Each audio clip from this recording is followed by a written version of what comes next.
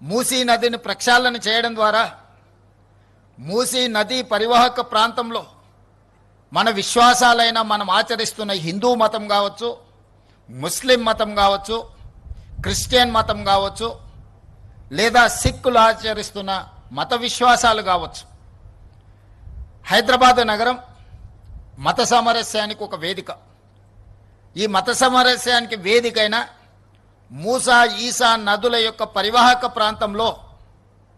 మంచిరేవుల గ్రామంలో గండిపేట పరిధిలో ఈనాడు మచలేశ్వర స్వామి, ఓంకారేశ్వర స్వామి ఈ రాష్ట్రంలో, ఈ దేశంలో అత్యధికంగా విశ్వసించే శివుడి భక్తులకు ఒక అద్భుతమైన ఆలయాన్ని ప్రాంతంలో నిర్మించాలి, 1400 సంవత్సరాల చరిత్రను పునరుద్ధరించాలి అని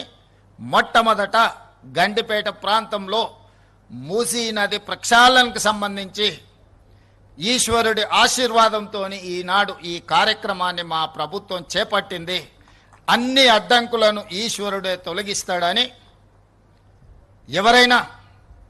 దీని మీద దుష్ప్రచారం చేసినా,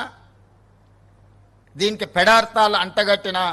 ఈ రాష్ట్ర ప్రభుత్వం శివతాండవం చేస్తుందని చెప్పి నేను వేదిక మీద నుంచి సవినయంగా నేను చెప్పదలుచుకున్నా. ముందుకి తరలి